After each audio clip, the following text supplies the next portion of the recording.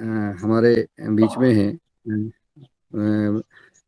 श्री कुमार बब्बन सिंह जी, जो तहसील प्रभारी हैं, प्राकृतिक जैविक खेती के ट्रेनर भी हैं और राष्ट्रवादी विचारधारा के धनी और समाज के शुभचिंतक और समाज में और भारतीय संस्कृति, भारतीय शिक्षा, भारतीय परंपरा, ऋषि और कृषि परंपरा परम पूज्य स्वामी जी, परम सिद्ध आचार्य जी के अभियान को आगे बढ़ा रहे हैं। ऐसे और साथ ही भाई कुमार बवन सिंह जी रोहतास जिला बिहार से हैं। मैं उनको सम्मान के साथ आमंत्रित करता हूं कि वो आएं और हमारे इस आज के अपने इसके स्वैच्छिक व्यवहार कार्यक्रम में अपना मार्गदर्शन देने का कष्ट करें।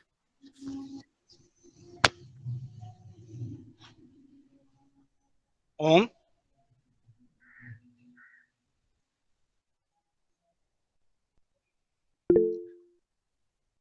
सभी को ओम। जो ओम सर ओम ओम। ओम जो ओम। जो गुरु परम स्वामी जी हम अच्छा बालकृष्ण जी के सूक्ष्म उपस्थिति को नमन वंदन, क्योंकि जिनकी कृपा से जो आज जो मंच मिला है, उन्हीं की परम कृपा है जो आप लोगों के बीच मुझे कुछ कहने का मौका मिला है।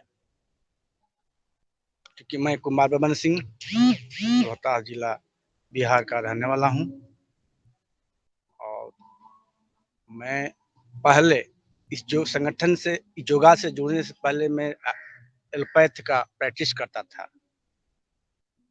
लेकिन मैं अब इस जैविक क्रिया और स्वामी जी के अभियान में मैं एक कड़ी के रूप में जुड़ने का प्रयास कर रहा हूँ। बंधु, जैविक कृषि, जैविक खेती कृषि की ऐसी विधा है जिसमें जैविक अवशिष्ट एवं पृथ्वी में पाए जाने वाले जैविक बैक्टीरिया वगैरह का कोई नाश न हो, कोई नाश न हो, जो हमारे खेत में वह विद्या है। अर्थात ये भी कहें कि जैविक खेती कृषि की वह विद्या है जिससे वातावरण, मिट्टी, वातावरण, जल मंडल, स्थल मंडल का कोई नुकसान न हो।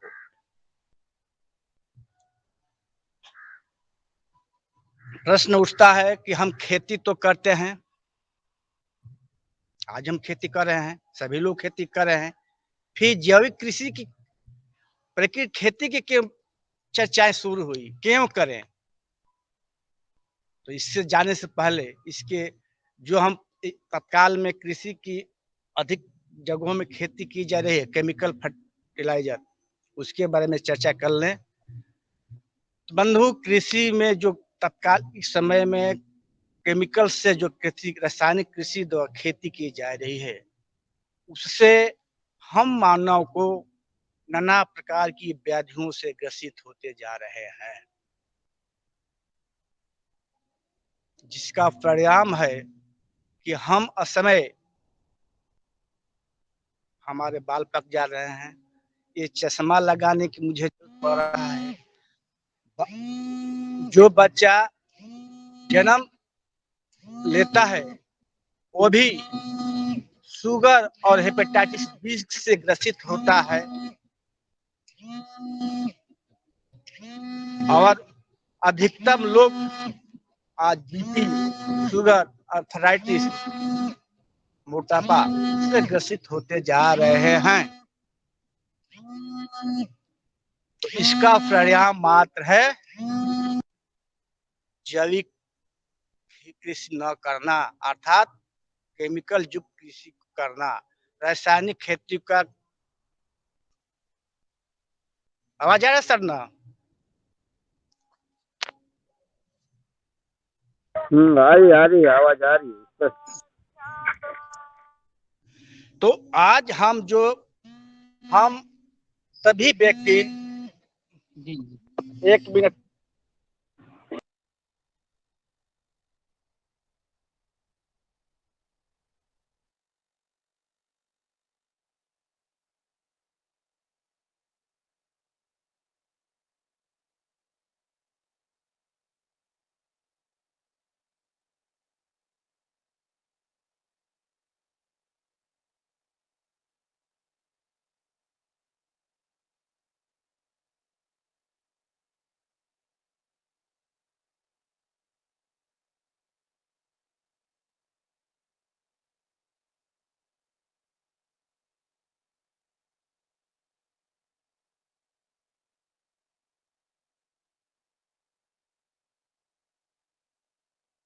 शायद लेफ्ट हुआ है, फोन आ गया होगा आदरणीय चीफ गेस्ट महोदय जी का, तो जब तक वो जोड़ते हैं।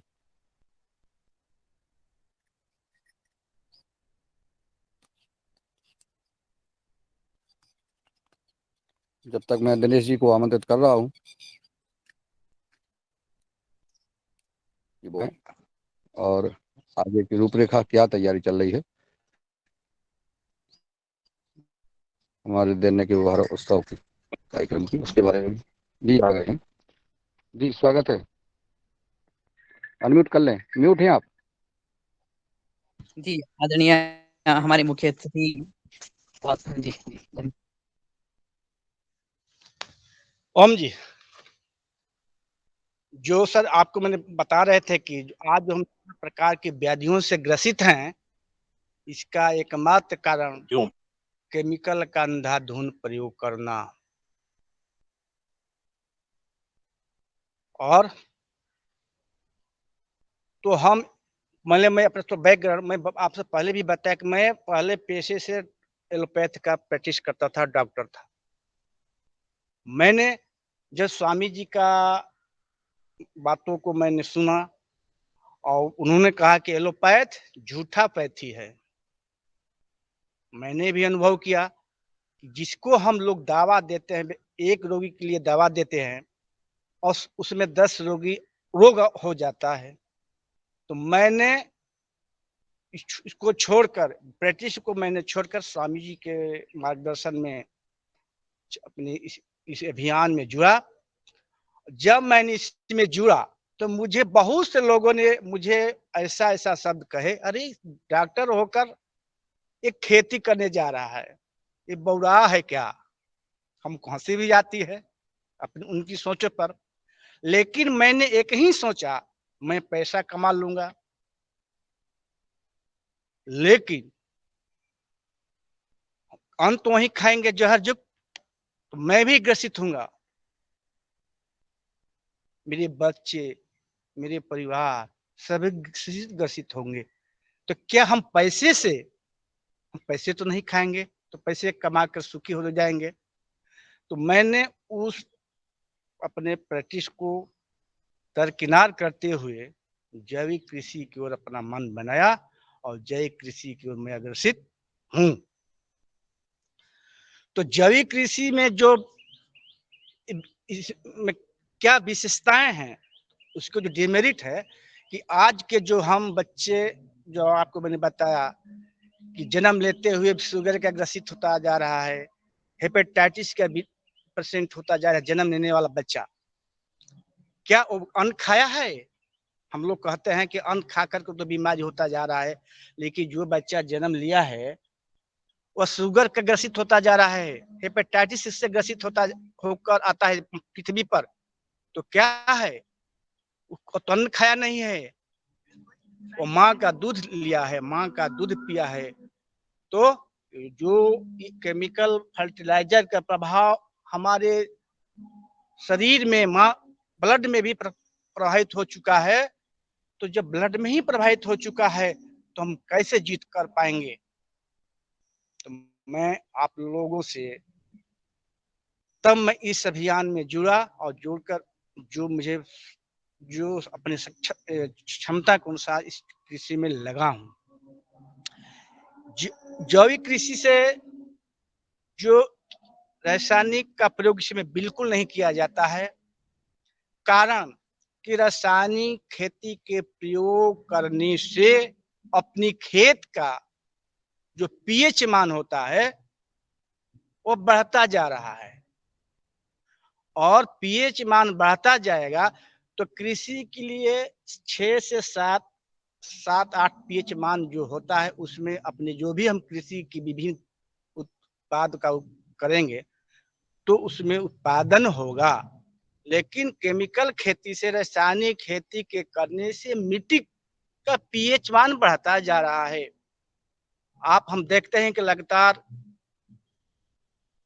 हम अपने खेतों में केमिकलों को आज 50 केजी दिए तो अगले साल 60 केजी दे रहे हैं, अगले साल 70 केजी देते जा रहे हैं। ये बढ़ता जा रहा है, जिससे पीएच मान बढ़ जाएगा इस मिट्टी में कोई भी बीज हम डालेंगे तो उसका बीज नहीं जम नहीं पाएगा। एक वैज्ञानिकों का ऐसा सोच है। जो मिट्टी में कोई अन्न उपजाऊ उत्पन्न नहीं हो पाएगा पीएच मान बढ़ने के चलते, तो हमारे सृष्टि के लोग, सृष्टि में रहने वाले जल चर जितने भी जीव हैं क्या खा पाएंगे। हम पैसा रखकर भी जीवन सुखी नहीं कर पाएंगे। तो हमको केमिकल खेती को छोड़कर जैविक खेती को आगे आना पड़ेगा, तभी हमारा भविष्य और वर्तमान सुरक्षित नहीं रहेंगे। सुरक्षित नहीं तो हमारा सभी कमाया हुआ पैसा डॉक्टरों के पास चला जाएगा। WHO ने बहुत पहले घोषणा किया था कि भारत के जो सब्जियों में, भोजन में जो स्वाद है वो घटता जा रहा है। यदि इसी रफ्तार से भारत के लोग अपने कृषि कार्य में केमिकल फर्टिलाइजर, हर्बिसाइड, अन्य केमिकल उत्पादों का उपयोग करेंगे तो वह दिन दूर नहीं है जो भारत के लोग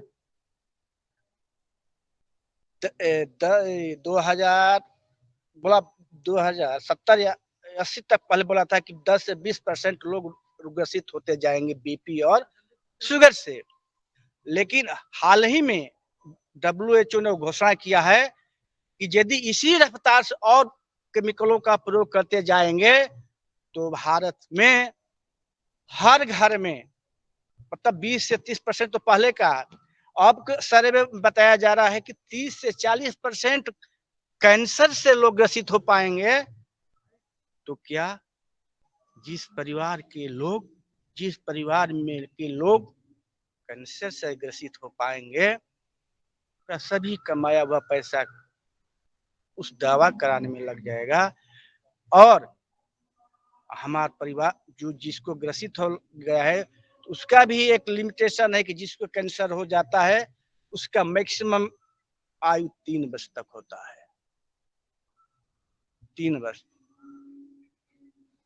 तो फिर मेरा परिवार भी चला जाएगा, पैसा भी चला जाएगा। तो हम किसके लिए हम कमा रहे हैं? बहुत लोग कहते हैं तो इसमें जैविक कृषि करने में आमदनी कम होता है। अरे भाई, जो चीज स्वास्थ्य के लिए किया जाए, जिससे जीवन सुखमय जीवन व्यतीत हो, वह चीज किया जाए। स्वामी जी कहा करते हैं, जैसा खाएंगे अन्न वैसा होगा मन, जैसा होगा मन वैसा होगा तन। तो हम तो जहर तो खा रहे हैं, तभी ना हम विभिन्न व्याधियों से ग्रसित होते जा रहे हैं। यहाँ के आप जहाँ जहाँ हॉस्पिटल में चले जाए लगता है कि दुनिया पूरी रोग से ग्रसित है। तो इसे छुड़ाने का मतलब, कहने का मतलब को हम शुरुआत जरूर करें। कहते हैं बहुत लोग हमको समय नहीं मिल पाता है खेती करने के लिए, तो क्या डॉक्टर के पास समय मिल जाता है जाने के लिए, लाइन लगाने के लिए समय मिल जाता है? तो जरूर ना, जो भी किसान है वह कृषि के कार्य में ऑर्गेनिक खेती का प्रयोग करें, जैविक प्राकृतिक खेती का करें, क्योंकि इसमें कृषि में बहुत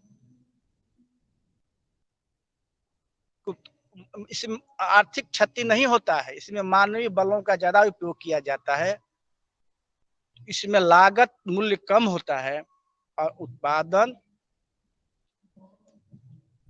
अपेक्षाकृत कम होता है। लेकिन लगातार हम 3 वर्ष तक जैविक विधि से कृषि करेंगे तो हमारा उत्पादन तो अपने जितना चाहेगा, जितनी उत्पादन होना चाहिए मिट्टी से उतना हो पाएगा।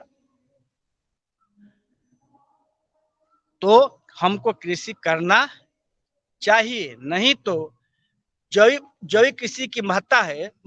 उसकी क्यों करें? क्योंकि जैविक खेती करने से भूमि की उपजाऊ शक्ति टिकाऊपन होता है, इसमें वातावरण प्रदूषण नहीं होता है, इसमें पानी की कम लागत होती है। आज हम देख रहे हैं कि पानी के बिना लोग त्राहिम त्राहिम कर रहे हैं, पानी 100 फीट नीचे चला जा रहा है।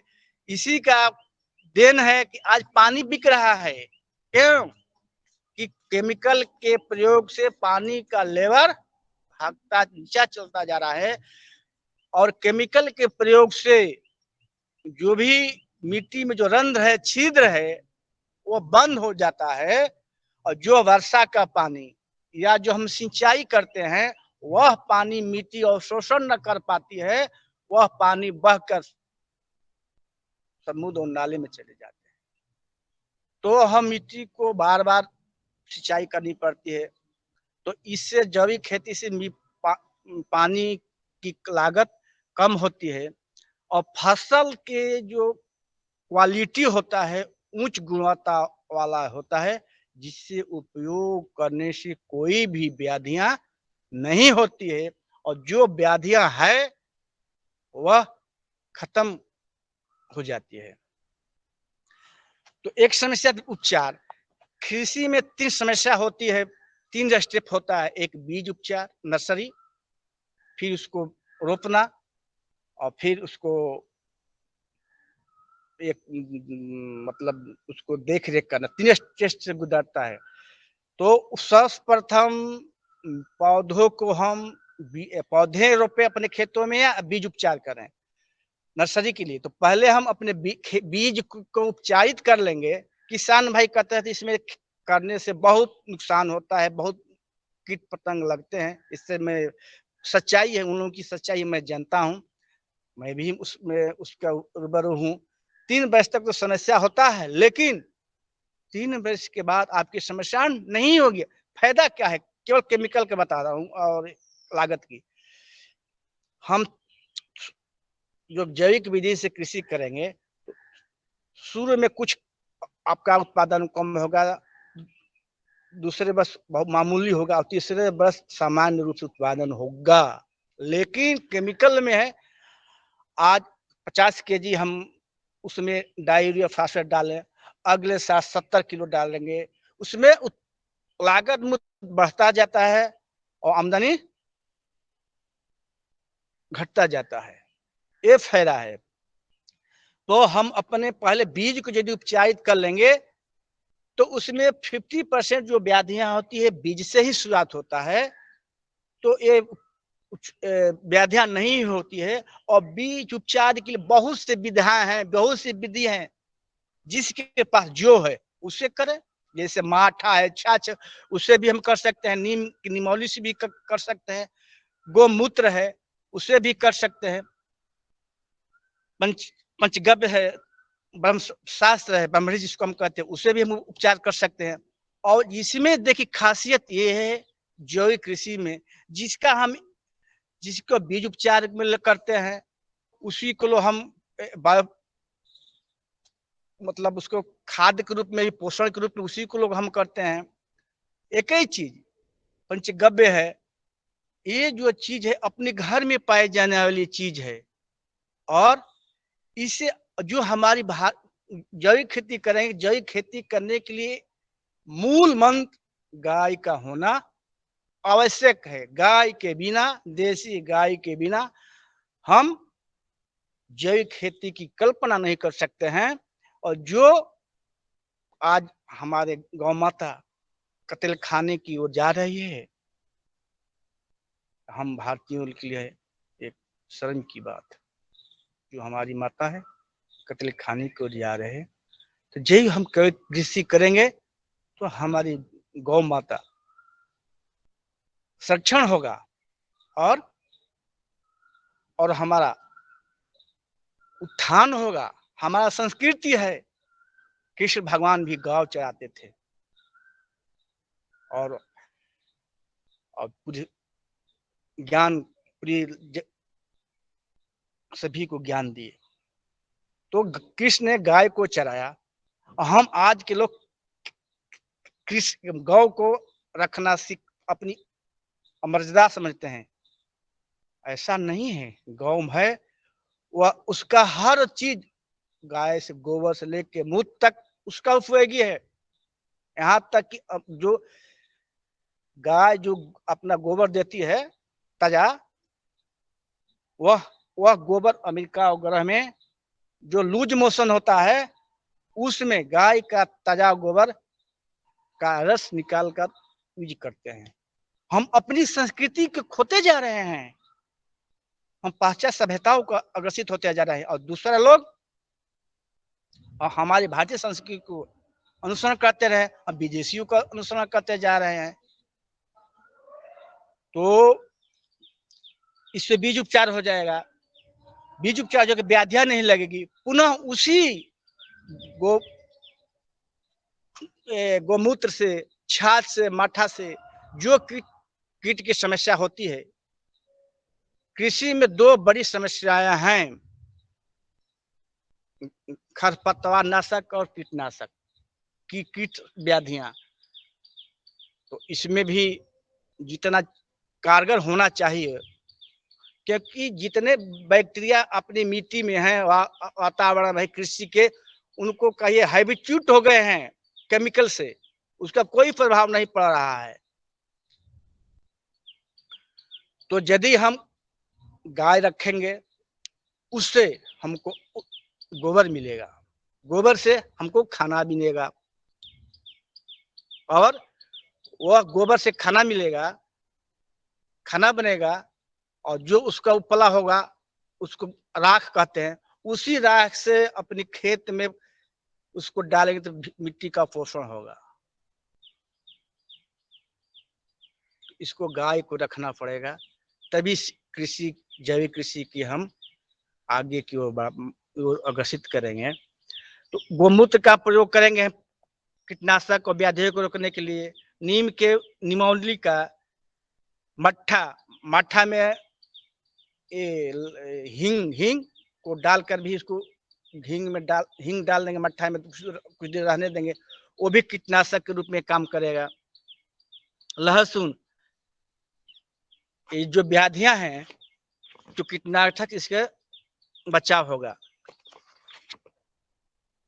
इसके अलावा जो खेतों में खरपतवार होता है, तो उसके लिए फसल चक्र को अपनाना, बिना फसल चक्र के लिए कृषि का उत्पादन भी नहीं हो पाएगा, कम होगा, और जो खरपतवार नाशक हो जाते हैं उसका भी लाभ नाश होगा। और कम खाएं, लेकिन जीने के लिए खाएं, ज्यादा खाएं और जिससे बीमारियां हो और न खाएं। अब ये जो हमारे जो के क्षेत्र में अंतर्राष्ट्रीय और राष्ट्रीय स्तर पर उपलब्धि हासिल करके आयुर्वेद, योग और नेचुरोपैथी को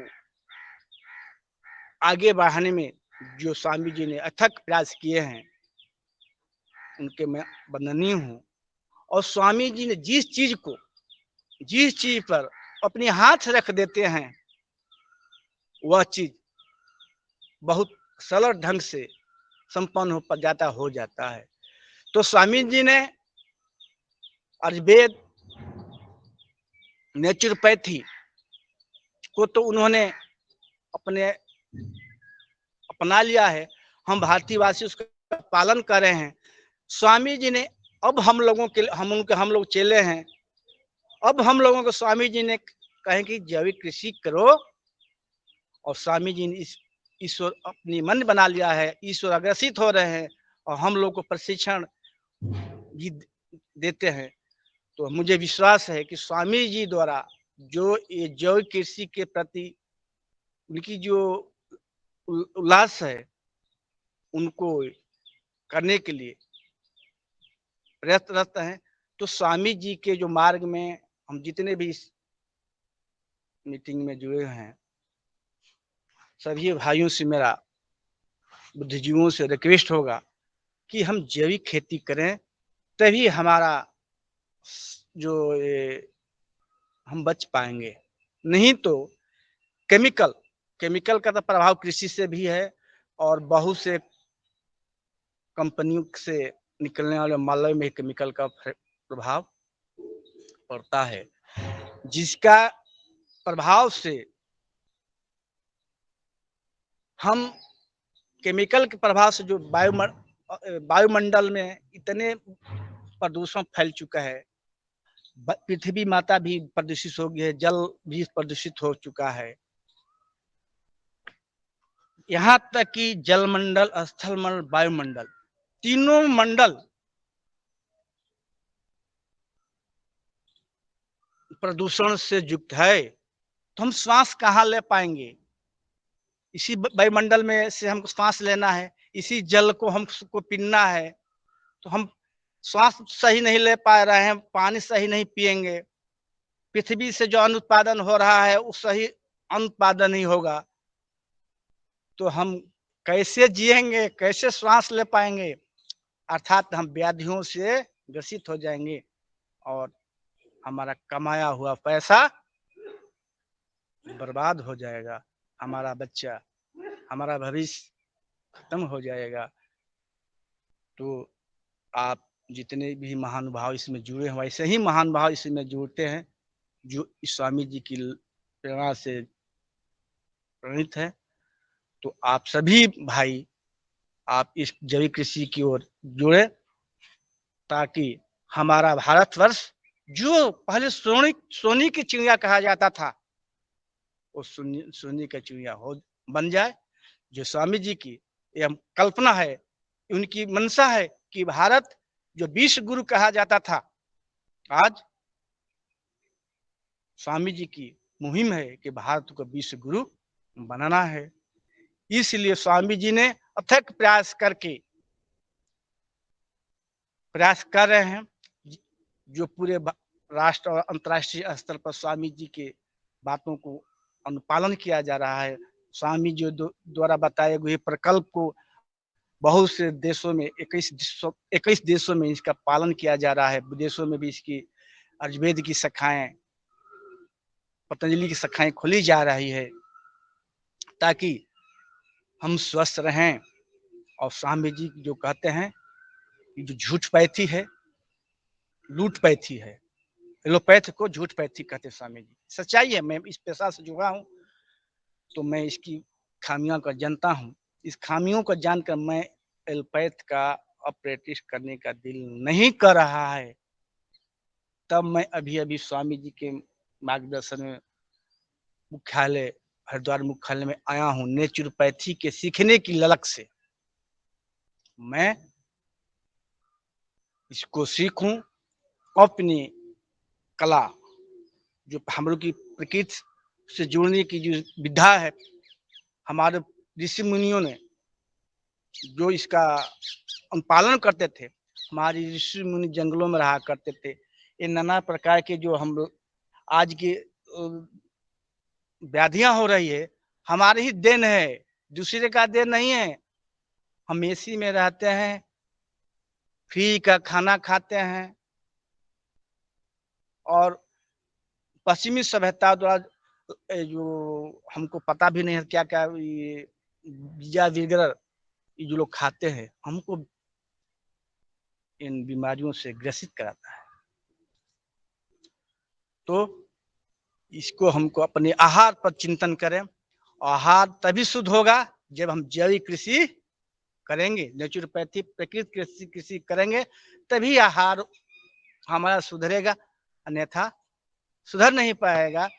परम पूज्य स्वामी जी की अनुपम कृपा से जो पश्चिमी जो आज जो हमारे देश में अंग्रेजी पद्धति जो लागू है, जिसको खत्म करने के लिए जो अपने देश में जो अंग्रेजी की शिक्षा पढ़ाई जाती थी, हमारा सर्वे है, हमारा इतिहास है, हमारा संस्कृति है कि हमारे ऋषि मुनि संस्कृत भाषा में हमको शिक्षा देते थे। और जहां से जो गुरुकुलम था, गुरुकुलम से जो भी पैदा होते थे वो व्यक्ति, उस व्यक्ति को रोजगार की जरूरत नहीं होती थी, रोजगार दूसरे को देते थे, जिसका परिणाम गोस्वामी कृष्ण जी गुरुकुल में पढ़े थे, राम जी गुरुकुल में पढ़े थे, जिसके आज गाथा हमें सुनने को मिलता है। उसी परिकल्पना को, संस्कृति को, भारतीय सनातन को लाने के लिए स्वामी जी ने गुरुकुल का स्थापना किया है। यहाँ मुख्यालय में स्वामी जी ने गुरुकुल का स्थापना किया है। यहाँ विभिन्न तरह के गुरुकुल है, पतंजलि गुरुकुलम, आचार्य गुरुकुलम, वैदिक कन्या वैदिक गुरुकुलम, ऐसे ऐसे पतंजलि विश्वविद्यालय, ग्लोबल विश्वविद्यालय, इतनी शिक्षा की प्रकल्प स्वामी जी के कर कमलों द्वारा संचालित हो रहा है। उनका एक ही मकसद है कि जो भारत में मैकाले ने अंग्रेजी पद्धति को अपने भारत में लागू करके और हमारी संस्कृति को विनाश किया, अंग्रेजी पद्धति, शिक्षा पद्धति मैकाले ने भारत में अंग्रेजी पद्धति को लागू किया था। वह हिंदी नहीं, संस्कृत नहीं जानते थे, तो वे अपने भारतीयों को संस्कृत पढ़ाए, अंग्रेजी सिखाए।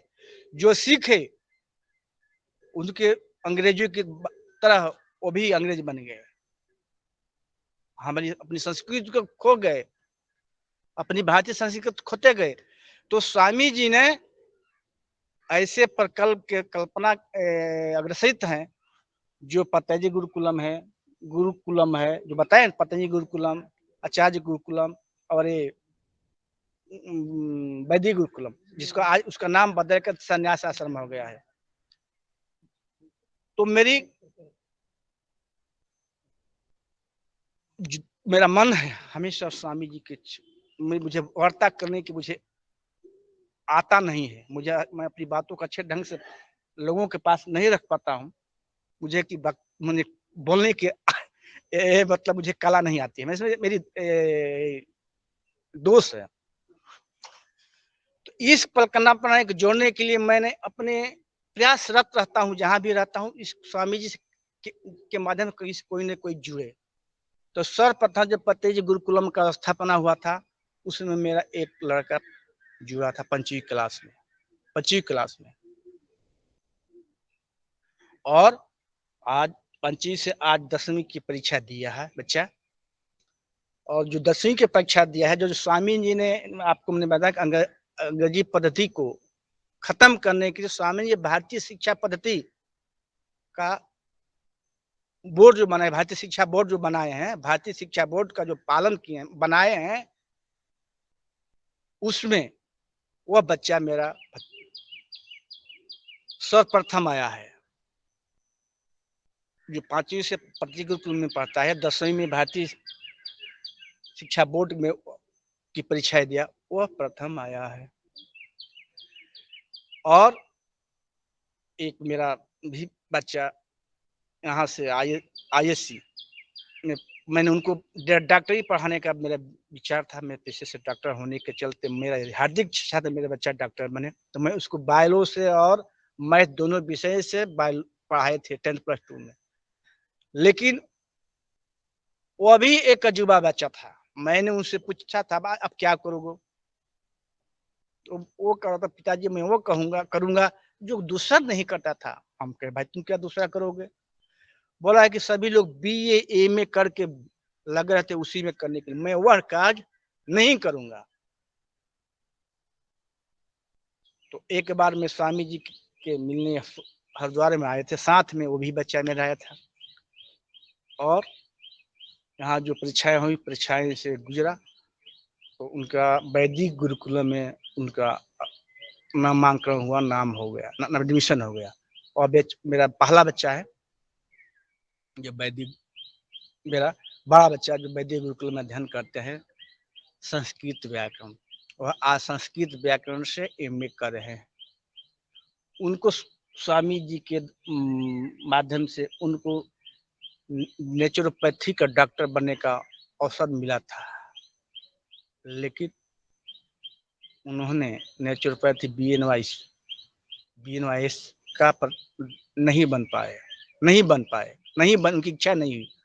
उनका है मैं अभी आगे करूँगा, अभी मुझे कोई ऐसी करने की ज़रूरत नहीं है। तो आज MA कर रहे हैं और एक बड़ी सौभाग्य है आप लोगों की आशीर्वाद, स्वामी जी के आशीर्वाद कि एक वो बच्चा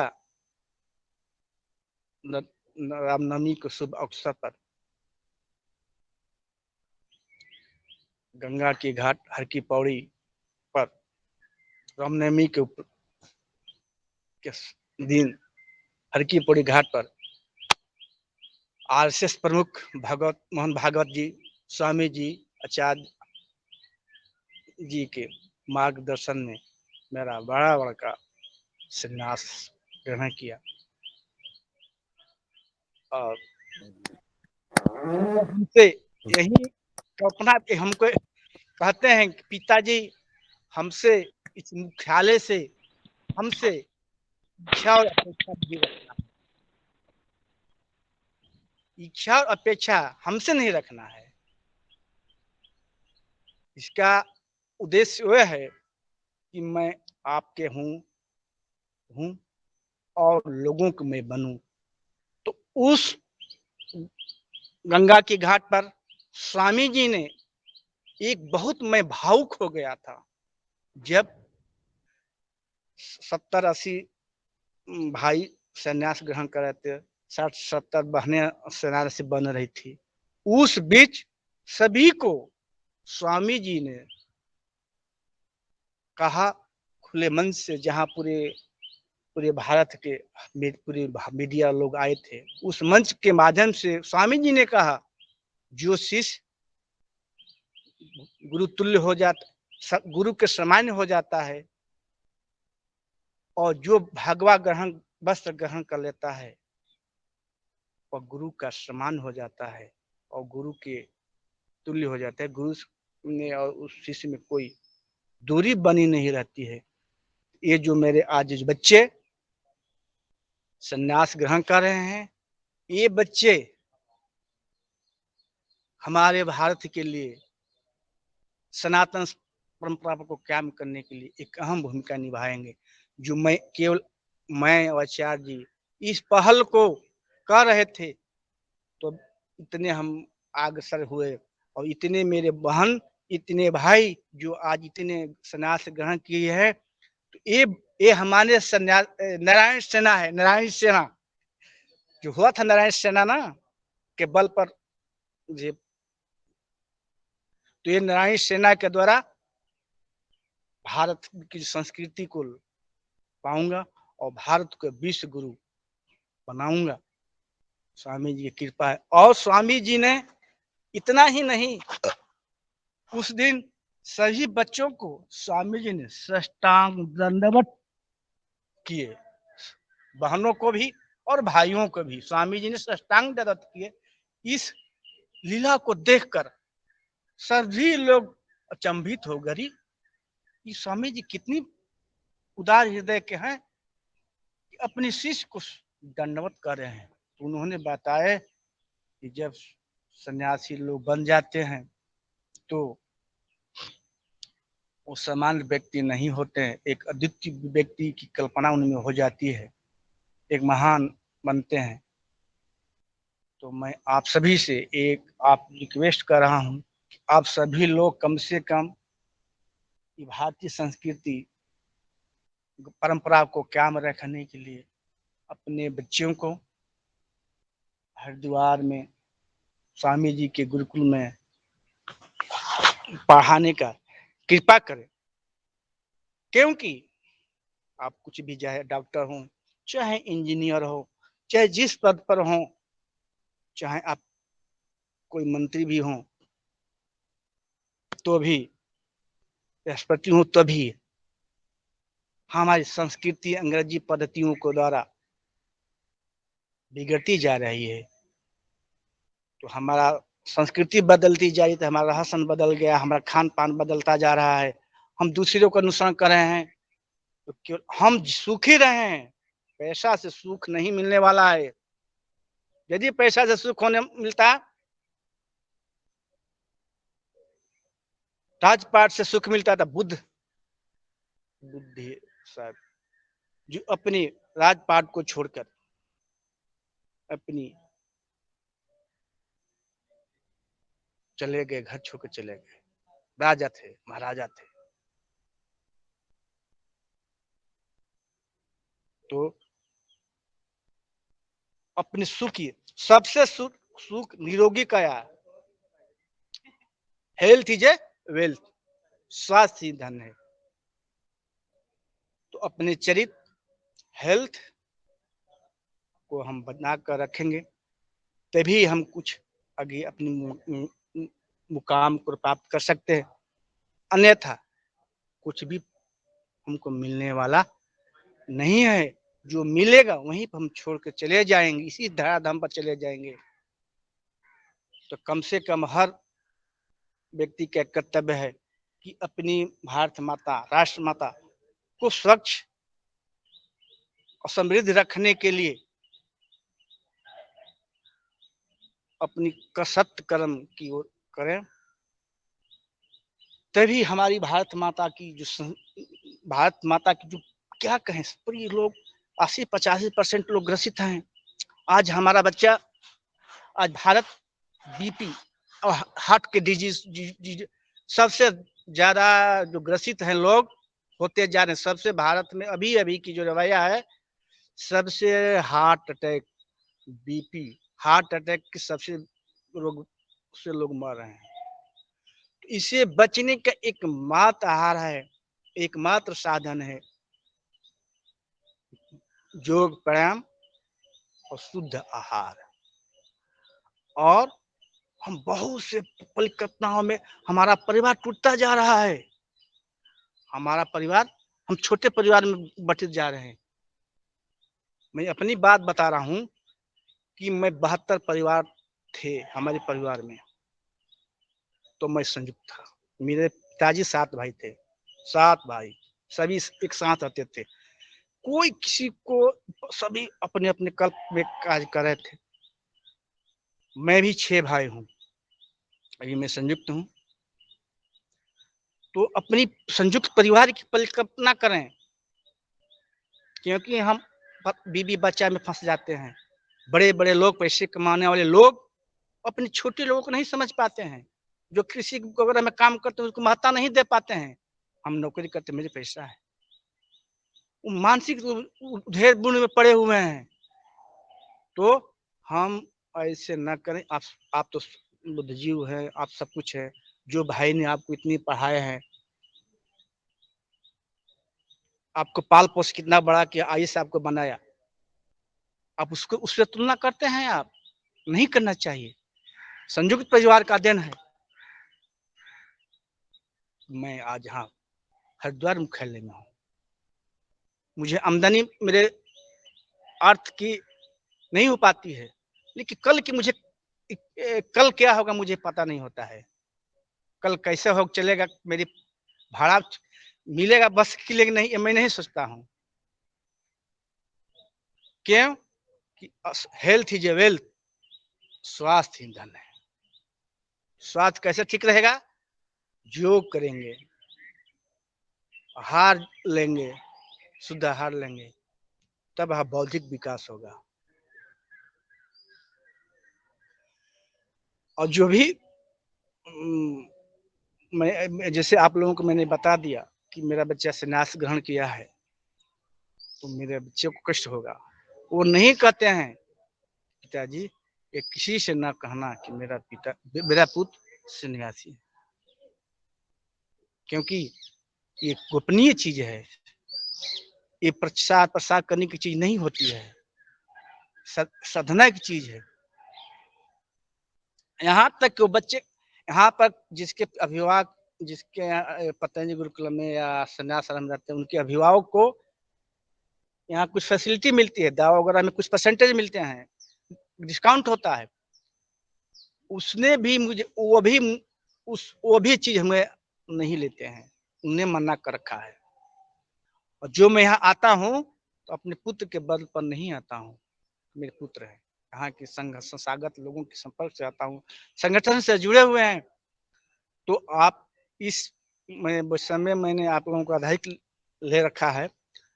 तो जी इस दैनिक जोगार कार्यक्रम में जो भी भाई जुड़ रहे हैं तो उसका सभी को मेरा, और इस जोगार मंच के माध्यम से मैं 525वां दिवस पर इटारसी में स्वामी परमार्थ जी के मार्गदर्शन में हम लोग ने 525वां उत्सव मनाए थे।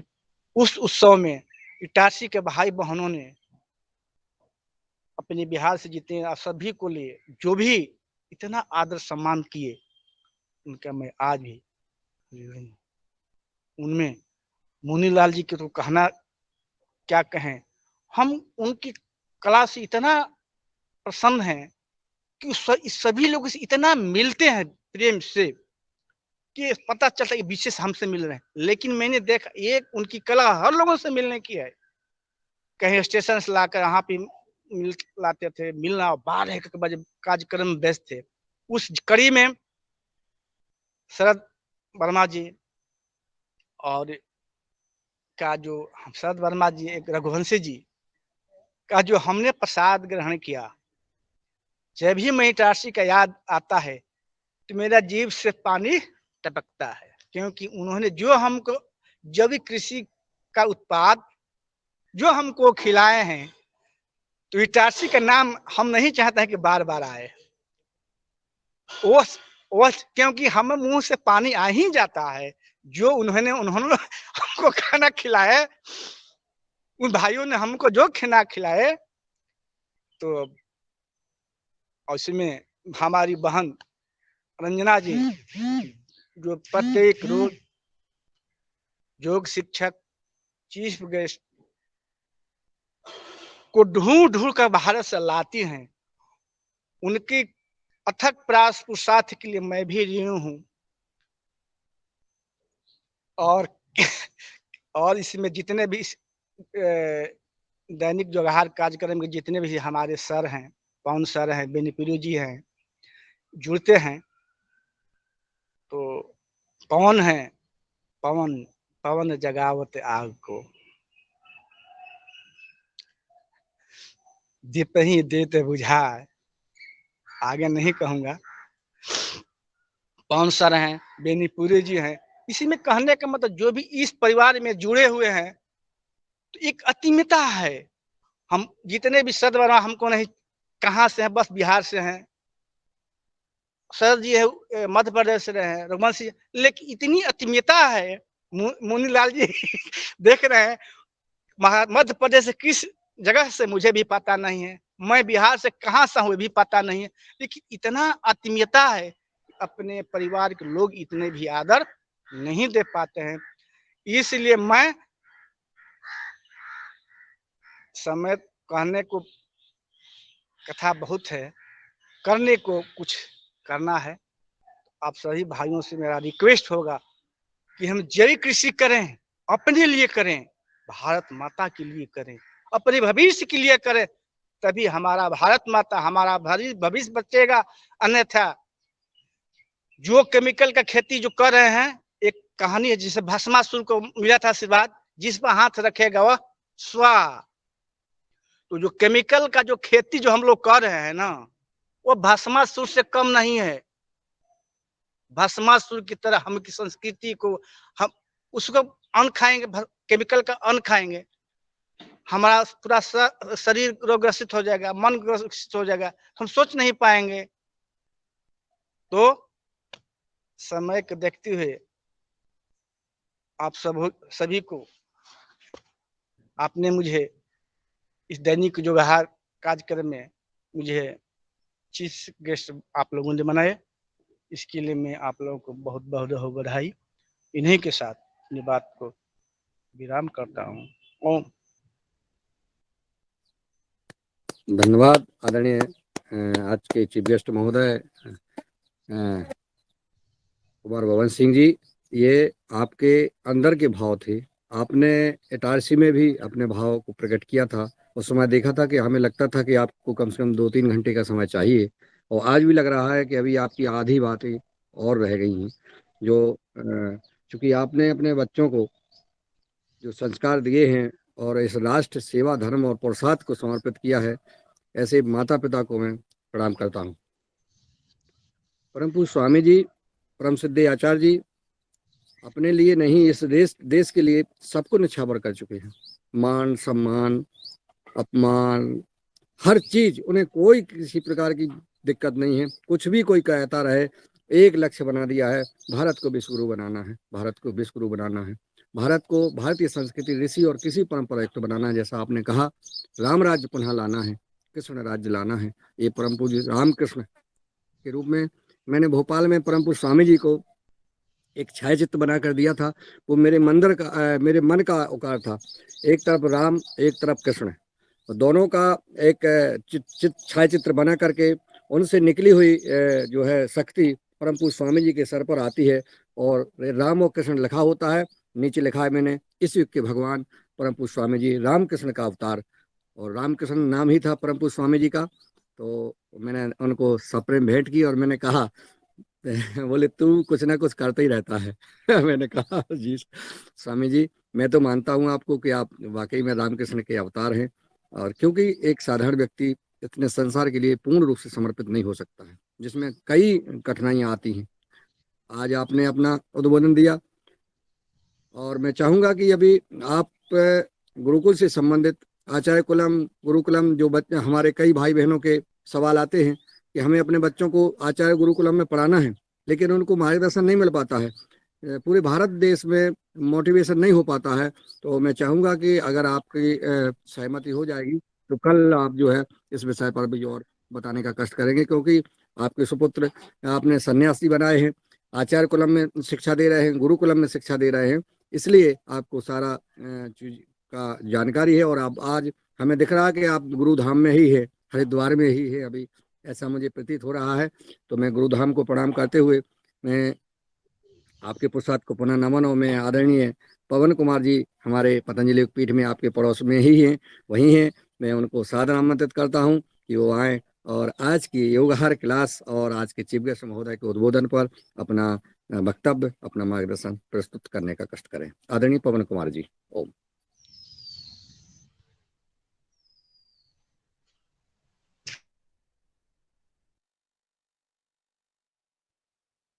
आदरणीय पवन कुमार जी, हाँ, शायद नहीं जुड़े हैं, अ, हो गया व्यस्तता के कारण, अभी नहीं दिख रहे हैं जी। आज प्रभारी महोदय जी, पुण्य काम सर वो दिनों से आए हैं, आज सदन में उनका हालचाल भी लिया जाए, उनसे वार्तालाप हो जाए तो अच्छा रहेगा। बिल्कुल बिल्कुल, जी जी, जरूर।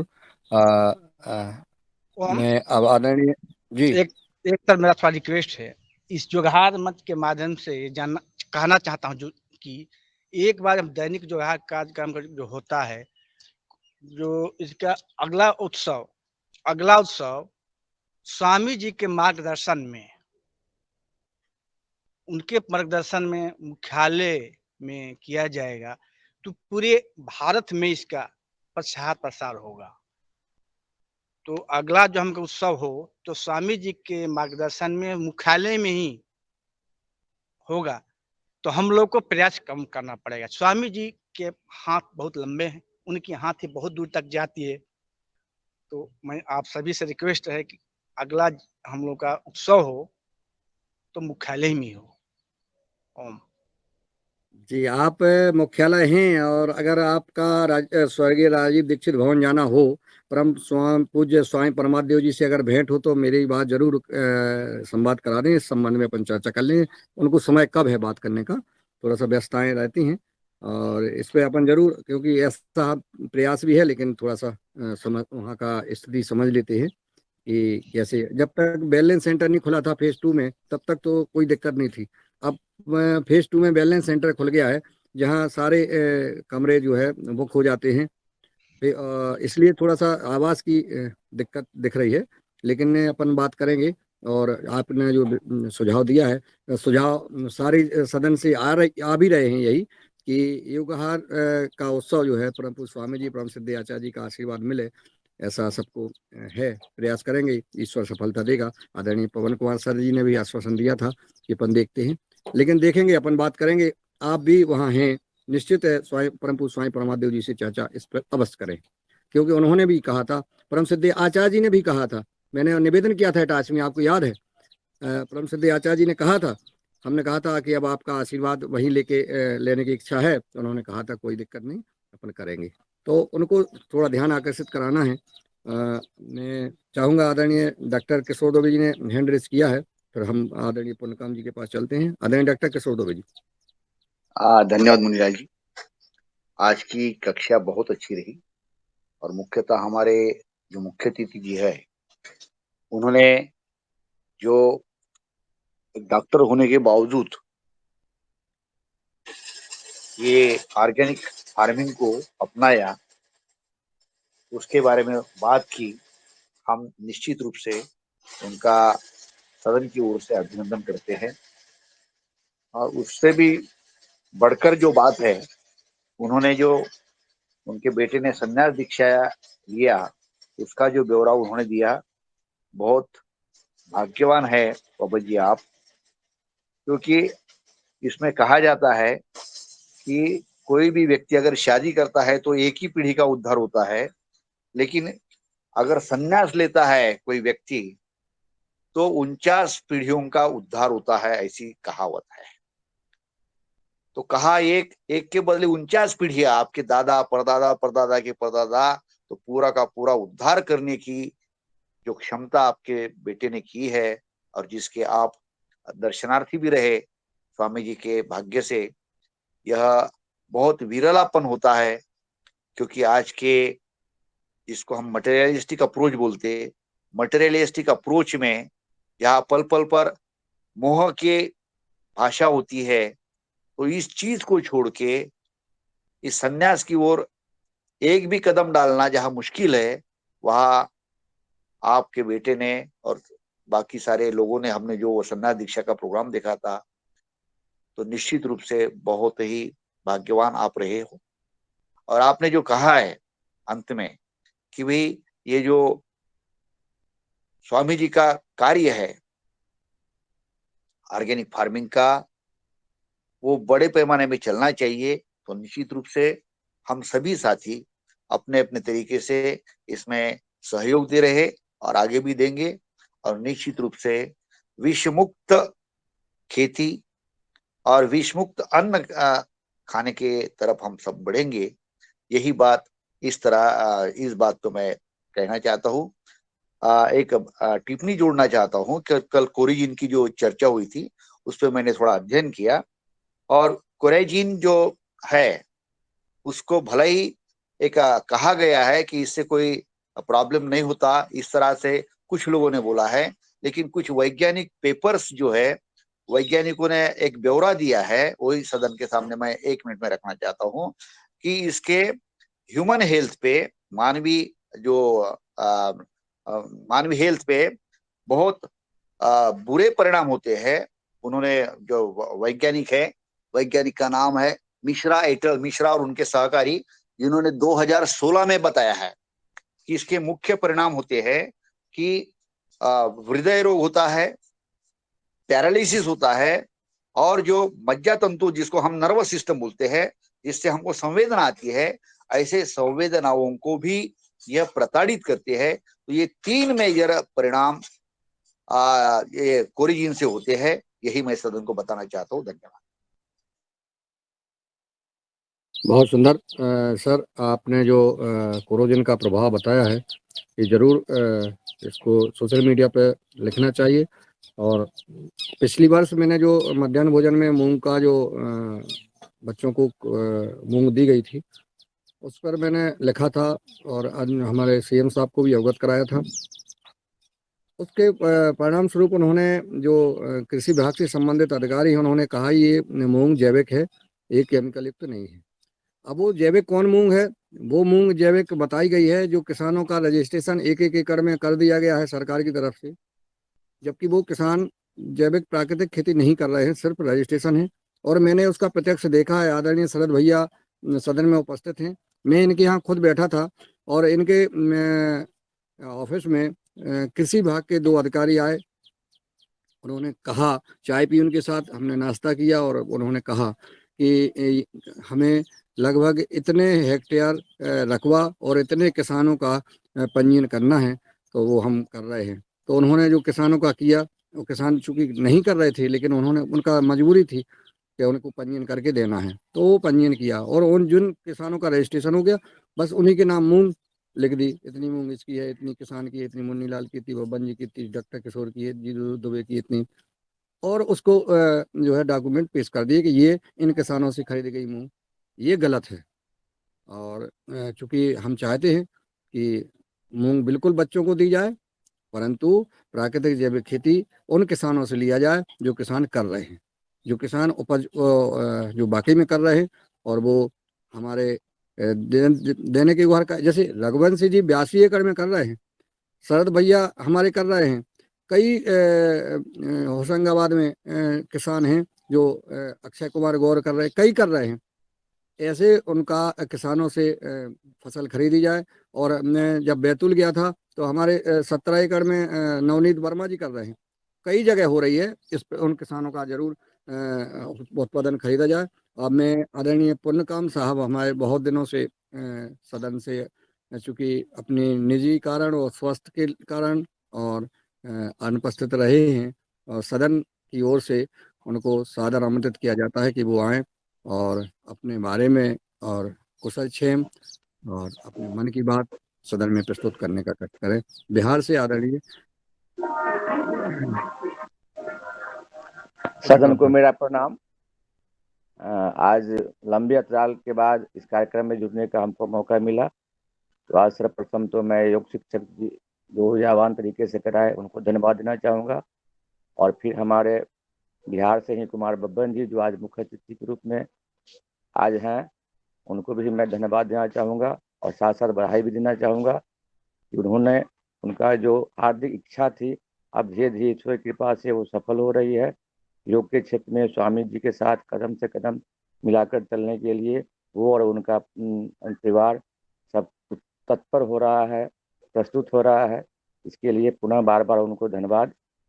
और मैं स्वास्थ्य के कारणों से पिछले लंबे अंतराल से नहीं जुड़ पाया था, और उस पर मैं चर्चा करूंगा एक दिन मौका मिलेगा तो कैसे जो मेरा पहले का किया हुआ अभ्यास था योग का, जो कि हमको उसके माध्यम से ही हम जल्दी स्वस्थ हो पाए या पुनः हम स्वस्थ हो पाए, तो उस पर मौका मिलेगा तो एक दिन मैं चर्चा करूंगा। और विशेष फिर मैं आज के लिए इतना ही जी, धन्यवाद, प्रणाम। धन्यवाद आदरणीय पुण्यकाम सर। आपको मैं चाहूँगा कि एक दिन चीफ गेस्ट के रूप में आए तो आपको पर्याप्त समय दिया जाए और आप पूरा जो है अनुभव अपना और कैसे क्या हुआ ये सब बताएं, ताकि अनुभव से ही ज्ञान और पूर्ण रूप से जानकारी प्राप्त होती है। अनुभव किसान का है, चाहे वैज्ञानिक का है, चाहे व्यक्ति का है, वो अनुभव ही हमारे लिए बहुत उपयोगी है। अब मैं आगे चलता हूँ। सदन में अगर किसी का कोई मन में कोई बात हो, आज के हमारे चीफ गेस्ट महोदय और युवाचार्य बहन कल्पना जी खोटले ने जो योग कराया और जो चीफ गेस्ट महोदय ने अपना उद्बोधन दिया, इसमें हमारे आदरणीय शरद वर्मा जी ने हैंड रेज किया है, मैं उनको सम्मान सहित आमंत्रित करता हूँ, वो आए अपनी बात रखें।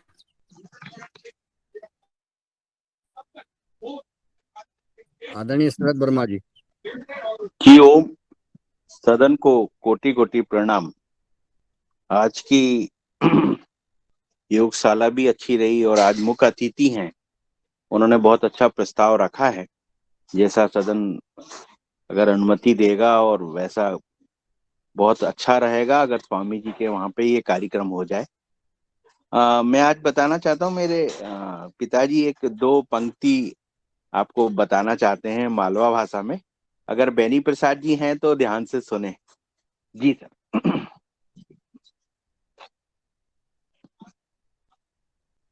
सदन को नमस्कार, प्रणाम। एक मालवी भाषा के कवि, मैं नाम तो भूल गया हूँ उनका, पर बड़ी अच्छी कविता थी। मालवी किसानों को, और मुन्नीलाल जी भी मालवा से जुड़े हुए हैं, बेनी प्रसाद जी भी, तो ये लोग भी तो उन्हें शायद मुझे कुछ थोड़ा सा शुभकामनाएं देंगे सुन करके, और अगर वो कविता कभी उन्हें सुनी हो उसे पूरी करने की भी कोशिश करेंगे। मैं केवल एक स्टैंजा आपको सुना पा रहा हूँ। उसमें किसान की प्रेस की गई है और ये बताया गया है कि कैसे उनकी पत्नी वहां रोटी लाती है और वहीं खेतों में ही वे खा करके और खेतों की रखवाली करते रहते हैं। दादा का दर्शन दिलवाओ शरद भैया, जी दादा का दर्शन तो कराओ, ऊर्जा मिल जाती है। जी, मैं करा जी।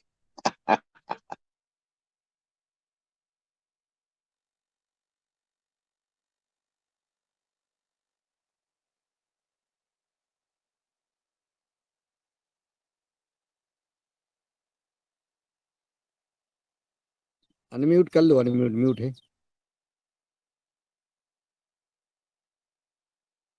अभी। दादाजी आवाज नहीं आ रही है, अभी अभी आवाज नहीं आ रही है, म्यूट म्यूट है आप,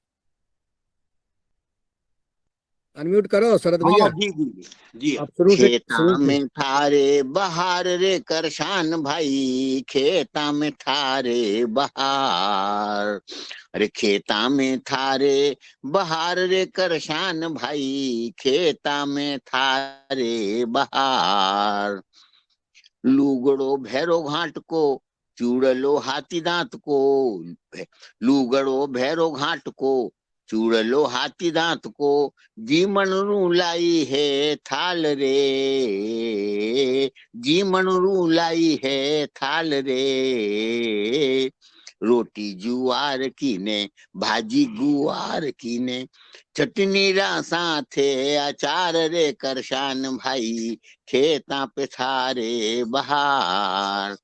धन्यवाद। ये सदन को समर्पित है, मालवी भाषा में है।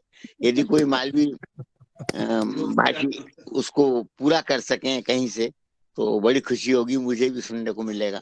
धन्यवाद। बहुत सुंदर, आनंद आ गया, बहुत सुंदर। देखिए जोशी सर होंगे तो शायद वो पूरी कर सकते हैं, और बैनी प्रसाद सर बने प्रसाद जी के पास है क्या? हाँ, नहीं होगी। हो सकता है वो पूरी करें, या जोशी, ये जो शास्त्री जी हैं अपने, अच्छा, वो भी कर। आदरणीय भूपेंद्र शास्त्री जी। जी जी जी बहुत आनंद आ गया जी ओम। जी। ओम। बस नहीं पाया उसको, मैं मतलब तो दो पांच दो चार शब्द ही सुन पाया। फिर से सुन लीजिए। फिर से सुन लीजिए। खेता में फिर थारे से सुन बहार लीजिए। रे कसाण भाई, ये हमारी खेता में थारे बहार रे करशान भाई, खेता में थारे बहार, अरे खेता में थारे बहार रे करशान भाई, खेता में थारे बहार, ए लूगड़ो भैरो घाट को, ये भैरो घाट जो है, ये भैरो जेल जो है उज्जैन की, वहां पे लुगड़े बनते हैं, छपते हैं, वो मालवा में बहुत प्रसिद्ध है। लूगड़ो भैरो घाट को चूड़लो हाथी दांत को, ने जीमण रू लाई है थाल रे, लूगड़ो भैरो घाट को चूड़लो हाथी दांत को, जीमण रू लाई है थाल रे, रोटी जुआर की ने भाजी गुआर की ने, चटनी रा साथे अचार रे करशान भाई, खेता पे थारे बहार। धन्यवाद। बहुत बहुत धन्यवाद। मुझे ऐसा लग रहा है कि आगर की कवित्री महोदय जो हमारी पुखराज पांडे जी थी, पुखराज जी पांडे, आकाशवाणी से कई बार इन्होंने गीत को सुनाया है। नंदा जी बेहरा जी जैसे कार्यक्रम जो हमारे आते थे, कृषि संबंधित कार्यक्रम, उसमें ये आगे की है और ये मुझे परिचित नहीं है। मैं राजन कहाँ है वो, आजकल पुखराज पांडे जी कहाँ हैं? इंदौर इंदौर जी हाँ जी, वो बता रहे हैं। ये पुखराज पांडे जी हमारे आगर की ही हैं, और हाँ। ये मेरे पिताजी से, राजेंद्र प्रसाद जी से बहुत अच्छी तरह परिचित होंगी। आपके आसपास ही मतलब निवास स्थान भी, आप इस गली के अंदर, पटवा गली के अंदर ही मकान है उनका। अरे वाह वाह वाह, क्या बात है। जी जी, अभी वर्तमान में इंदौर चली गई हैं। अच्छा हाँ अच्छा अच्छा। हाँ, हमारे मालवीय की बहुत बड़ी ये कवित्री। हमारे पांडे जी शिक्षक थे, उनकी हाँ मिसेस थी ये। जी जी जी जी जी, जी पांडे हाँ, जी। पांडे जी शिक्षक थे आदरणीय हमारे। शास्त्री जी दादाजी भी आगर मालवा से है ना? मालूम आगर मालवा। मालूम जी मालूम हाँ। है। बड़ी बगीची है साहब इनकी यहाँ पर आगर मालवा में, बगीचे वालों जी के नाम जी जी, से ये वही लोग। वही वही था। हम जब कॉलेज लाइफ में वहां पे पढ़ने जाते थे आगर नेहरू कॉलेज में, तो हर 15 दिन में 20 दिन में दादा के बड़े भाई का बड़ा प्रेम रहा हम लोगों पर। सुरेश वो कुमार जी का। के अंदर ही भोजन होता था, वहां पे पार्टी होती थी बढ़िया। क्या बात है। चंद्रप्रकाश हमारे साथ पढ़े हैं, बड़े ठेकेदार हैं अभी वर्तमान में इस क्षेत्र में। जी और हाँ जी अनुपम प्रेम रहा है वर्मा परिवार का आगर के अंदर, सभी जी हैं बिल्कुल, बहुत बड़े पुण्यवान परिवार है साहब ये। और बगीची मतलब ये पीढ़ियों से इन लोगों का एक तरह से चलना चाहिए, खेती के प्रति रुझान, जैविक खेती के प्रति रुझान बड़ा। और शरद तो अनुपम है, देखो वंश परंपरा को बढ़ाने के लिए बहन कुसुम भी आ गई उनके यहाँ पे। जी देखो मतलब क्या है, जब परिवार में कुसुम घर में है तो वैसे महक आनी है ना खेती की, तो धीरे धीरे से कल्पना ऐसी साकार होती है हम लोगों की, जो हम नाम रखते हैं ना हमारे आने वाली पीढ़ियों के, या हमारे यहाँ जिस भी मेहमान को हम बुला के लेके आते हैं, वो मेहमान भी उतना ही उसके अंदर भी वही चरित्र खोजा जाता है। जी हाँ जी नाम रखते हैं हम, कृष्ण नाम रखते हैं हम जो फूलों और पेड़ों के नाम भी हमारे यहाँ पे मिले हैं, बहनों के नाम हमको जो मिले हैं वो फूलों के अंदर मिले हैं, ताकि हमारे घर परिवार की बगिया भी जैविक की तरह महकती रहे। जी तो हाँ जी वहां पे आया हूँ इटारसी के अंदर, और मैं है ना वो फल भी जो थे ना, सेव फल भी एक्स्ट्रा खा के आया था। तो इटारसी और दादा का प्रेम, शरद भाई, ये तो अनुपम है साहब बहुत। पर आज जो गीत आपने दिया है, मैं प्रयास करूंगा इसका संकलन करवा के पूरा गीत, ये जो मालवा का किसान का जो गीत है, ये पूरा प्रयास करके आपको जरूर जी इसको कहीं से निकालना पड़ेगा अपने को। हाँ, वो गिनने लिखा है। अब मेरे को पहले पूरा याद था, पर अब बहुत साल हो गए, भूल गया। काफी पुराना है। मेरे तो क्या, मेरे पास में क्या, मालवी के साहित्यकार मेरे पिताजी के मित्र रहे डॉक्टर प्रहलाद जोशी, जिन्होंने मालवा का इतिहास लिखा है, मालवी बोली की व्याकरण लिखी, उनका मुझे सानिध्य प्राप्त हुआ, मैं उनके पास ही रहता था ज्यादातर टाइम। जी तो हो सकता है कि उनकी लाइब्रेरी में यह गीत कहीं ना कहीं पुखराज पांडे का होगा, मुझे उम्मीद है पूरी तरह से। तो नहीं, मैं पुखराज पांडे की गाती होंगी। वो गीत तो किसी कवि का है, दूसरे का। वो बाल कवि बैरागी जी का तो नहीं है। नहीं, बाल कवि का नहीं है। हाँ, उनका नहीं है, किसी और का है, मुझे ध्यान नहीं आ रहा है। लेकिन वो अब मैं चाहता हूँ एक आध पुस्तक मुझे कोई वहां की मिले, तो मैं वहां की भाषा को भी यहाँ थोड़ा बहुत कहीं गाऊं और प्रचलित करूं। जी हाँ, सोनवाड़ी भाषा है, मालवी की सोनवाड़ी हिस्से का हिस्सा है। लुगड़ो, घाघरो, ज्वारी रोटी सब अपने यहाँ के लोकल, और हाँ, मालवी भाषा के ही है वे सब। जी हाँ ये सब अपना इधर का मालवारा, मतलब बहुत खास भी रहा है। नहीं, मीठी भाषा है सर, जी जी जी, बड़ी बहुत मीठी भाषा है। आपका दर्शन हो गया आज। मुन्नीलाल जी ने कहा गया अलग कीजिए, मैंने भी सोचा कि छुपे छुपे से नहीं, आज वो थोड़ा डाई किए तो मैं बंद करके देख रहा था। शरद भाई जी राम जी के आनंद आ गया। मैं ये ढूंढूंगा इसको, क्योंकि मालवा में उस पर पीरियड में ज्यादा कवि नहीं थे, प्रसिद्ध कवि वो दो चार ही रहे उस पीरियड में अपने मालवा के अंदर। जरूर इस गीत को पूरा करने का प्रयास करेंगे, कहीं से भी ढूंढेंगे। जी जी जी जी ओम। धन्यवाद आदरणीय शरद जी, आपने आदरणीय परम पूज्य पिताजी का आज मार्गदर्शन दिलवाया, और इस प्रकार से दिलवाते रहे बगीचा वाले वर्मा जी। बगीचे वालों के नाम से जाना जाता था यहाँ पे। जी जी, चलिए बहुत सुंदर। और अब जो है, और सदन में किसी भाई बहन का कोई आज के योग क्लास और चीफ गेस्ट महोदय के उद्बोधन पर किसी का कोई कमेंट हो तो सादर आमंत्रित हैं। क्योंकि समय 8:21 हो गए हैं। मैं प्रिंटर साकरे जी आज उपस्थित है। बहन जी, आज हमारे आदरणीय कल्पना कोटले जी ने योग कराया, आपने उनके साथ योग किया, जाना। 2 शब्द आपके भी सदन को प्राप्त हो।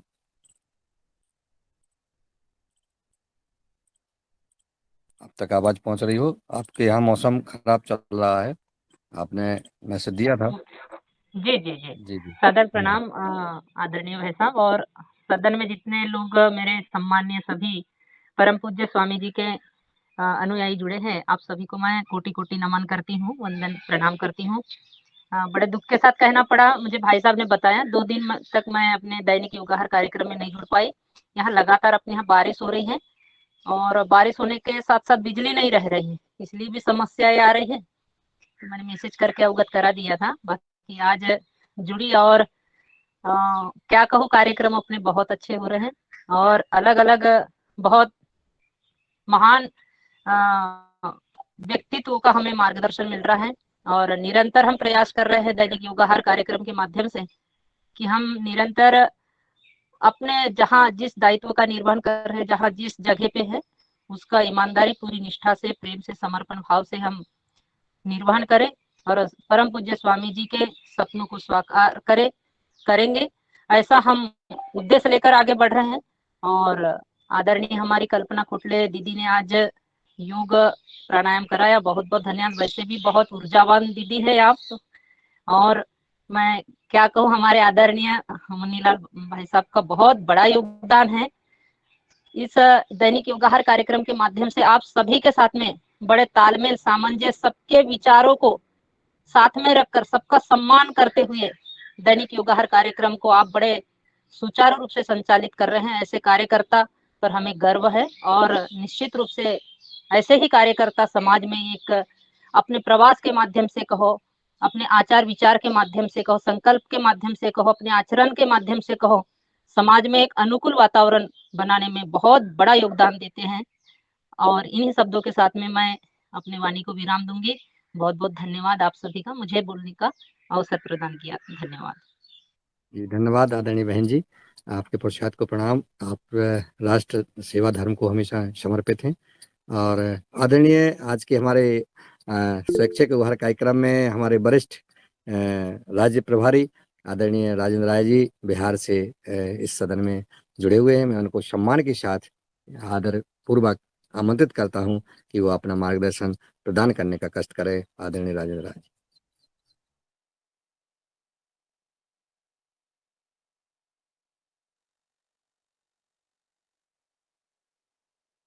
शायद आवाज नहीं पहुंच पा रही है आदरणीय राजेंद्र राय जी तक।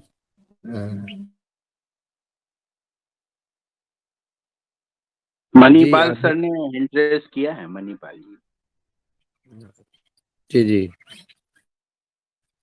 आदरणीय मेनपाल सिंह जी सादर आमंत्रित हैं, आप अपना सुझाव मार्गदर्शन देने का कष्ट करें। मेरा सदन को प्रणाम। जय गौ माता वंदे मातरम। और आज के हमारे मुख्य अतिथि आदरणीय श्री कुमार बब्बन सिंह का बहुत बहुत धन्यवाद, जो जैविक कृषि करते हैं और अपने बच्चों को सन्यासी उन्होंने बनाया है। एक सन्यासी बनाना बहुत एक भाग्यशाली ही व्यक्ति है जो होता है, जो लंबी पीढ़ियों का उन्होंने अपना वो आगे यादगिरी उन्होंने बढ़ाई है। और समय का अभाव को देखते हुए मैं ज़्यादा टाइम न लेता हूँ, तो इसलिए मैं कहता हूँ जो हमारी रंजना बहन जी है, भारत के हर कोने से योग टीचर है और चीफ गेस्ट है, कृषि जैविक है, जल संरक्षण है, पर्यावरण संरक्षण है, आहार पर है और मिलेट्स पे है, ढूंढ ढूंढ के करी है। हमें इस बात का बहुत गर्व है, बहुत खुशी है।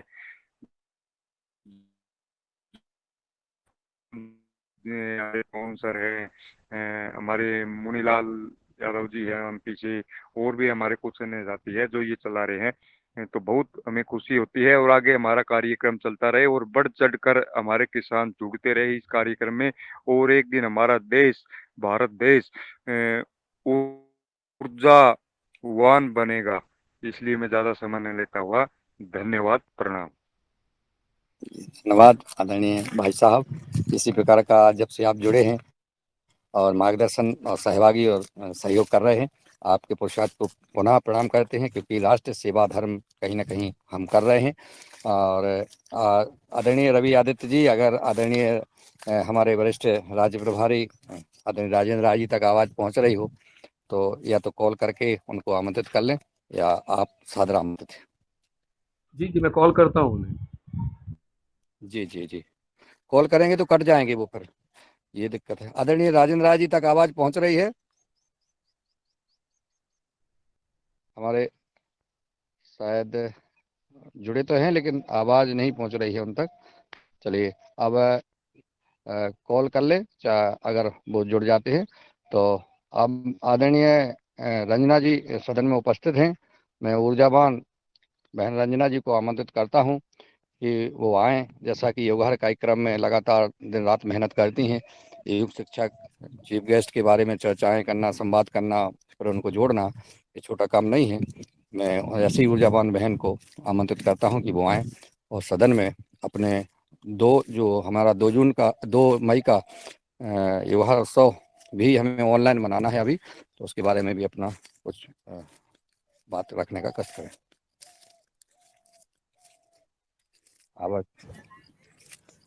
आवाज पहुंच रही हो? जी वो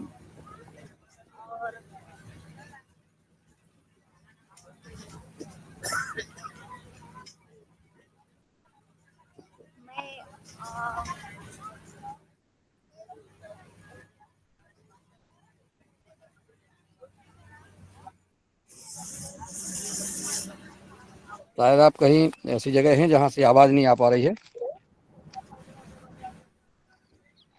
चलिए कोई बात नहीं। जी आदरणीय आप भाई साहब, मैं थोड़ा सा जी प्रवास में हूँ तो आवाज नहीं आ रही होगी शायद। हाँ, चलिए कोई बात नहीं।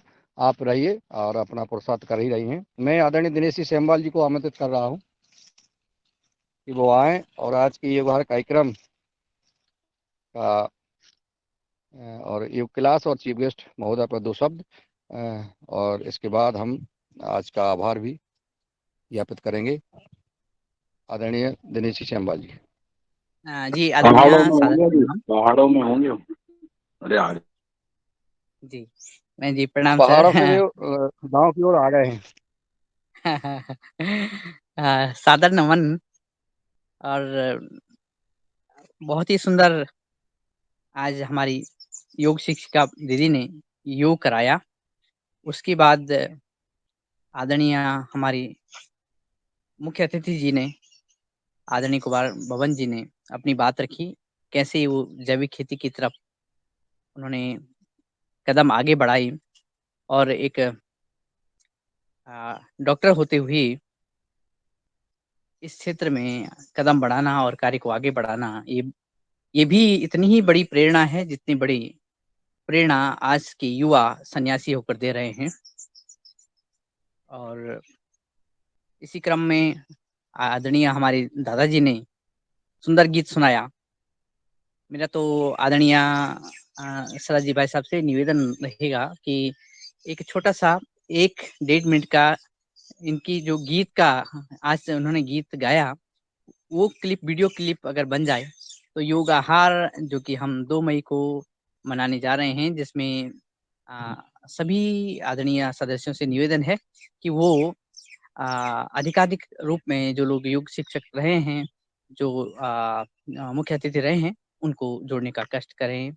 और उसमें आदरणीय दादाजी का जो ये गीत है, उनकी ध्वनि में, क्योंकि इस अवस्था में भी उनकी जो वाणी है और वो सीखने की ललक है, ये बहुत बड़ी बात है। जी जी जी सर। और ये जी दीदी। हमारे जी धन्यवाद सर। प्रेरणा स्वरूप हमारे लिए होंगे। और उनकी जो कथनी है और जो गीत हैं, जो शब्द हैं, आदरणीय प्रणीता दीदी जी हमेशा की तरह आपने अपने विचार रखे। और आदरणीय कुमार भवन जी को इसलिए भी धन्यवाद और इसलिए भी अभिनंदन कि उन्होंने अपने पुत्र को संन्यास की दीक्षा के लिए आगे बढ़ाया। वास्तव में परम पूज्य स्वामी रामदेव जी ने इस युग में एक नया परिवर्तन किया है। जहां कल तक हर कोई व्यक्ति चाहता था कि मेरे पड़ोस से सन्यासी हो तो मेरे पड़ोस से विवेकानंद जैसे व्यक्ति तो जरूर निकले, बड़े सन्यासी जरूर निकले, जो मार्गदर्शक जरूर निकले, लेकिन मेरे पड़ोस से निकले। लेकिन आदरणीय स्वामी जी ने ये प्रेरणा जगाई है, ये जागृति हमें वो लाए हैं कि घर घर से ऐसे सन्यासी, ऐसे युग पुरुष और ऐसे योद्धाओं को तैयार कर रहे हैं जो दुनिया में जीवन और प्रकाश फैलाएंगे। तो नमन है ऐसे युवाओं को भी, और इन सभी युवाओं के माध्यम से हमारे परम पूज्य स्वामी जी को और आदरणीय हमारे मुनीलाल जी भाई साहब, जो सदा ही योगाहार के माध्यम से या वो जहाँ जाते हैं अपने माध्यम से, अभी भी मैं देख रहा था वो कहीं पे गाड़ी खड़ी कर दी थी और वहाँ पे इससे योग करा रहे थे, योग कर रहे थे और संचालन कर रहे थे। तो आप स्वयं में एक सन्यासी हैं और मैं समझता हूँ कि सन्यासी का मतलब संन्यास है। मतलब संन्यास मतलब अगर अंग्रेजी में देखें तो ट्रस्ट, ट्रस्ट है, या हिंदी में देखें तो न्यास है, संस्कृत में देखें तो न्यास है। जिसका ट्रस्ट हो, जिसका न्यास अपने में हो, जिसका विश्वास स्वयं पर है, वो सन्यासी संन्यासी। और ऐसे स्वयं में विश्वास रखने वाले युवतियों को आप तैयार कर रहे हैं। आपको नमन आदरणीय भाई साहब, आदरणीय मुनाल जी भाई साहब। और इन्हीं शब्दों के साथ कि डॉक्टर हमारे किशोर दुबे सर, आपने रखा है ये बात कि जो स्टडी देखी है आपने और केमिकल्स पे और मुख्यतः करेसन पे, तो कोरोजन कितना घातक है ये बात भी आपने रखी है सामने पटल पे, और इस पे आने वाले टाइम में चर्चा भी जरूर हो जाती है। तो कुल मिलाकर हमारे आज की मुख्य अतिथि और योग शिक्षिका बहन और आदरणीय सभी महान बहु जो कि इस क्रम में आगे बढ़ रहे हैं, सभी को आगे मिलकर बढ़ा रहे हैं, सब कदम से कदम आगे चलने की भावना प्रेरित कर रहे हैं। आप सभी को प्रणाम करता हूँ। जी धन्यवाद। मैं आपके पास वापस आता हूँ। जी धन्यवाद आदरणीय दिनेश सेमवाल जी। और अगर आदरणीय हमारे राजेंद्र राय जी तक आवाज़ पहुँच रही हो तो राज्य प्रभारी जी बिहार से हैं, वो 2 शब्द आशीर्वाद स्वरूप कहने का कष्ट करें। चलिए आवाज़ नहीं पहुँच रही है। अब मैं आज की इस योगाहार कार्यक्रम का आभार ज्ञापित करने के लिए आदरणीय नीलकंठ सावले जी को सादर आमंत्रित कर रहा हूँ कि वो आएँ और सबका आभार ज्ञापित करें। ओम धन्यवाद आदरणीय मुनीलाल भाई जी, आपको बहुत बहुत प्रणाम, सब पूरे सदन को प्रणाम और पूरी सदन का आभार। आज हमारे आदरणीय बहन श्रीमती कल्पना कोटले जी, जो कि इस योगाहार कार्यक्रम से जुड़े, तो हमारे प्रणीता बहन जी, कल्पना बहन जी, रंजना बहन जी, इस बहन जी से जो ऊर्जा इस योगाहार कार्यक्रम में बह रही है, तो ऐसे लग रहा है कि एक नया इस योगाहार को रूप प्राप्त हुआ है। तो आज योग की कक्षा बहुत ही अच्छा हमारे कल्पना बहन जी ने ली है। और आज के मुख्य अतिथि श्री कुमार बब्बन सिंह जी, जो रोहतास बिहार से थे, उन्होंने तो आज भी मेरे हिसाब से, जैसे आदरणीय मुनीलाल भाई जी ने कहा कि टाइम कम पड़ा, वैसे ही आज उनको और भी मुख्य अतिथि के रूप में सुनना चाहते हैं। और हमारे आदरणीय कल्पना ताई कोटले जी को और आज के मुख्य अतिथि कुमार बब्बन सिंह जी को बहुत बहुत धन्यवाद और साधुवाद। ऐसे ही आपने योगाहार से और अच्छे अच्छे कैसे लोग जुड़ जाए, और किसान, जैसे कि हमारे बब्बन सिंह जी की एक है कि जैविक खेती कैसे आगे बढ़े, परम पूज्य स्वामी जी, परम पूज्य आचार्य जी का सपना अपन कैसे सच करने में लगे रहे, यही प्रयास सबके भीतर ये योगाहार के माध्यम से चल रहा है। और 2 मई को इस 2 कक्षा को 2 साल पूरे होने जा रहे हैं। तो जो सबके मन में यही एक आस लगी है कि कब अपन अपने गुरुधाम पहुंचते हैं और वहां अपना एक उत्सव मनाते हैं। तो यही इच्छा सबके मन में आ रही है बहुत दिनों से। इस प्रयास में हमारे आदरणीय पवन कुमार सर, आदरणीय बेनीपुरी सर, सबके और आदरणीय मुनीलाल भाई जी तो प्रयास कर रहे हैं। सबके मन से ये प्रार्थना हमारे आदरणीय परम पूज्य स्वामी जी और आचार्य जी, परम पूज्य आचार्य जी की तरफ से हो जाएगी, ऐसा लगता है। तो आज की कक्षा बहुत ही अच्छा रही। और आज आदरणीय मुनीलाल भाई जी, आदरणीय बहन रंजना जी, आदरणीय भगवान दास कुशवाहा जी, आदरणीय भुवनेश्वर राय जी, आदरणीय भूपेंद्र सिंह शास्त्री जी, आदरणीय बने सिंह जी, आदरणीय दिनेश सेमवाल जी, आदरणीय डॉक्टर किशोर दुबे सर, आदरणीय गजानन बाजड़ जी, आदरणीय कल्पना खुटले जी, आदरणीय कृष्ण कुमार जी, आदरणीय कुलदीप पुनियाल जी, आदरणीय कुमार बब्बन सिंह जी, आदरणीय महिपाल गोधरा जी, आदरणीय निर्मला जोशी जी, आदरणीय ओंकारनाथ जी, आदरणीय बहन प्रभा कपलियाल जी, आदरणीय वरिष्ठ राज्य प्रभारी राजेंद्र जी राय जी, आदरणीय रामाधार जी, आदरणीय रमेश चंद मेहरा जी, आदरणीय रुप सिंह राजपूत जी, आदरणीय शरद चंद वर्मा जी, आदरणीय तुलाराम पटेल जी, आदरणीय योगाहार रिकॉर्डिंग रूम से और जो लेफ्ट हुए वो भी, और हमारे आदरणीय शरद भाई वर्मा जी के पिताजी को भी हम धन्यवाद देते हैं कि आज इस मालवा भाषा में जो गीत सुनाया है, इसका वीडियो भी अपने ग्रुप में सुनने को मिल जाए तो बहुत अच्छा हो जाएगा। और सभी को आज का दिन मंगलमय ऊर्जावान रहे, और कल सुबह 5:30 बजे नई ऊर्जा के साथ मिलते हैं। तब तक के लिए सभी को ओम प्रणाम, धन्यवाद।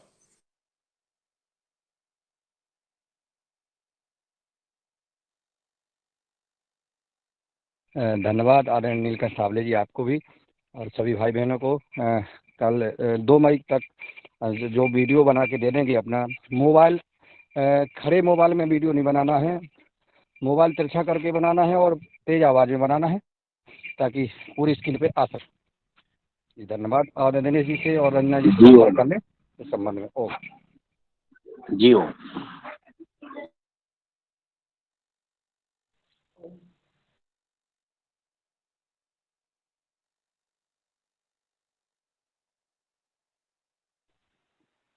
मेरा स्वर अच्छा नहीं, पर मैं भी बना सकता हूँ क्या एक गीत? जी जी जी। थोड़ा स्वर खराब है, मतलब मैं स्वर का ज्ञान नहीं है मुझे, सुनने में आप कर्कश तो, लगे। अरे आप तो बनाओ तो सब।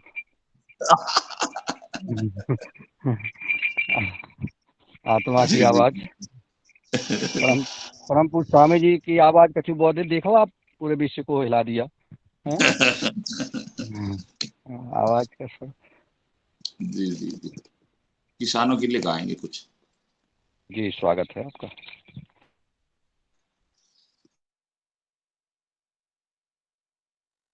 तभी वीडियो ही उसमें शामिल करना है अपन को, तो एक 1-1 मिनट की वीडियो जरूर बनाए।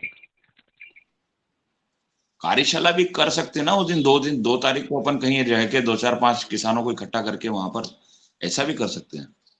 अपने साथ 10-20 किसानों के एक ग्रुप को बिठाया जाए वहां पर। जी जरूर, और कार्यक्रम को सुनते रहें। वहां सुनते रहे आराम कार्यक्रम से सब इसमें, ठीक है। बिल्कुल बिल्कुल बिल्कुल।